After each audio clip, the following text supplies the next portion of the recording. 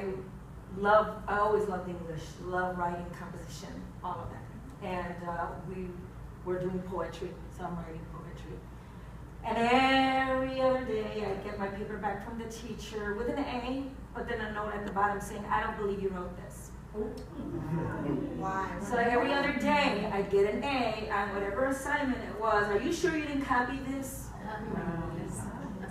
And it was so demoralizing, and it got to be so bad that I mean, yeah, I wasn't much bigger than I am now, but I was definitely really tiny and skinny. But I went up against the teacher. I got really, really pissed off at her, and I ripped up, this hurt me, but I ripped up my folder, my notebooks in front of her. I cursed her out, and I told her I would never write again.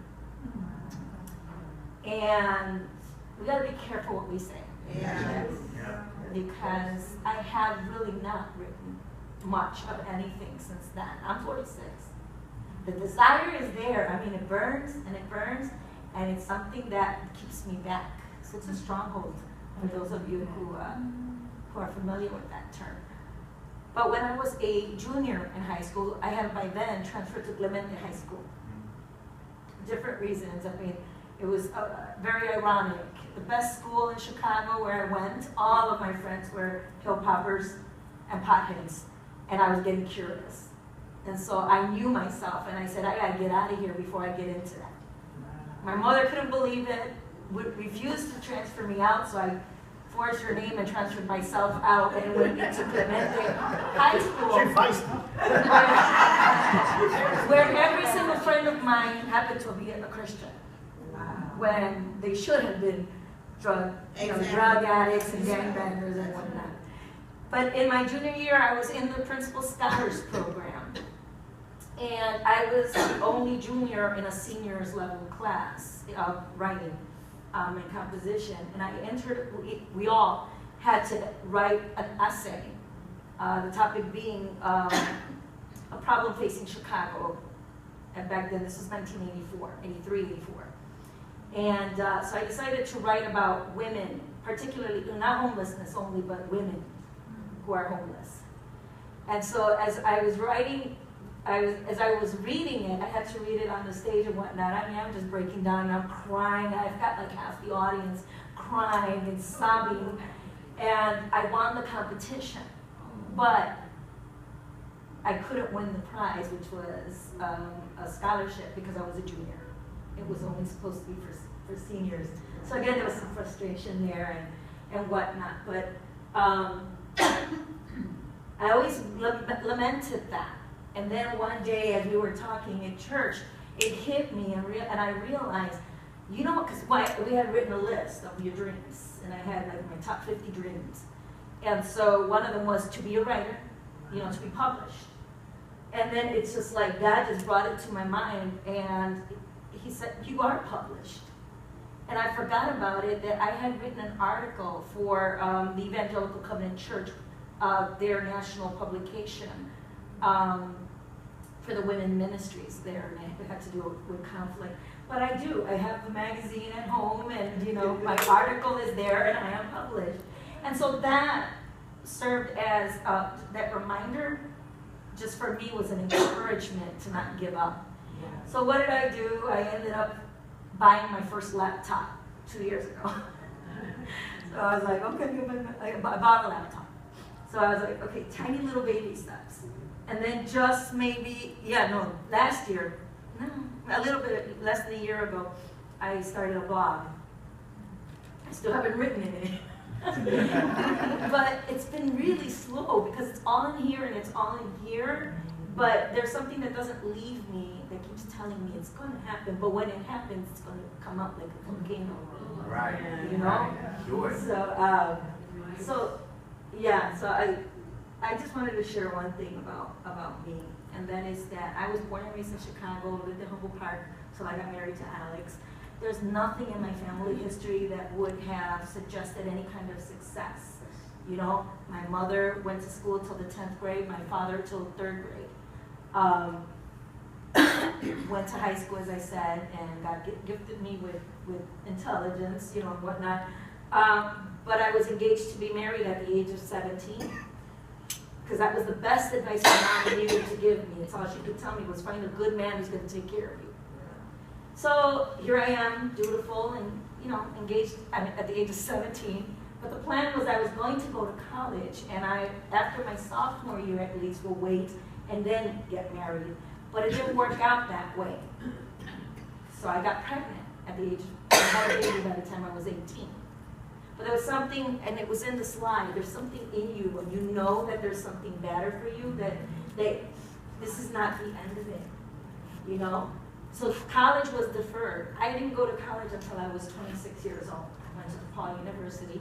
I went full-time for 2 years and worked full-time where Alex and I met at research projects, where I did advocacy and crisis intervention for chronic runaway teens. I don't have the educational background, but you know what? Doors would open. And I'm just grateful that it was during a time where I didn't need that bachelor's degree, but I am a lifelong learner. Right. And so I was under the tutelage of Dr. Gobi. I don't know if you remember him. He was a psychologist, and he taught me how to counsel these teenagers and these children who everybody wanted to write off. And so there's always been something in me. I want to help. I want to be helpful. I want to change people's lives. When that voice in the back says, why? Who the heck do you think you are? Look at your own life. But no. So throughout the years, I've had positions in social work. I worked for a national organization called City Year. I did leadership development. I became a program director for this national organization. I became eventually then the finance and human resources director. From there, for this past 12 years, I've been the human resources director for the Evangelical Covenant Church denomination headquarters, 850 churches across the country in Canada. Yes. I provide consulting services. So you don't let those things stop you. Something in the back of me saying, there's a reason why I'm in this field. I really wanted to be a lawyer. I really wanted to be an attorney. I mean, I can argue anybody. And I will find the loophole. You tell me whatever rule, I'll find the loophole for that rule. But there's always something in there, advocating, wanting to advocate for people. It is not okay. This woman, this single mom, this woman who by the age of 32, 4 children, 4 different men in her life, what is that? Getting beaten up by a heroin addict. A guy who couldn't even help himself, and she's, holding on to him. So I really felt that over these past 20 so years, God has really been preparing me. Because in the past few years, my desire has been, I want to be a full-time pastor. I want to be a paid pastor. Not doing this because it's only just my good heart, that this was my vocation, that this was going to be. And so starting in January of 2014, I am the full-time pastor for Iglesia Amor del Padre, a full-time paid position. Wow. And that's, you just don't give up and you don't give up. So this whole dream culture thing, I still have my list. I have it in my notebook, and I'm looking at my list, and it makes me laugh. It's because one of them is still, I want to be in a Broadway musical. All right. And I don't know if it'll be Broadway, but at least I will be singing in a musical somewhere. So, which I have at church, but yeah. So I say this because if I believe this, and I do, and I embrace it, and I live it out, I can go ahead and model that to other people. Right. We have people in our church, women in our church, dirt poor, living in rotten, roach-infested places, who are now, how long have you been here? 8 years, and you don't know a lick of English? No, unacceptable. Let's get you into school. Let's get you into computers, getting computer classes. You got email now. You know internet now. Now you know English. You're out there. You're involved in your kids' school. Oh, and doors opening for them. So, these women who know now that they can they can be who they want to be, and they don't have to depend on people who just really don't want to value them. So, if you have a dream and you do not give up, you do not give up, you will be vindicated. You will be vindicated because that is a God-given dream. And if you believe in the dream, He will make sure that that dream will come to pass.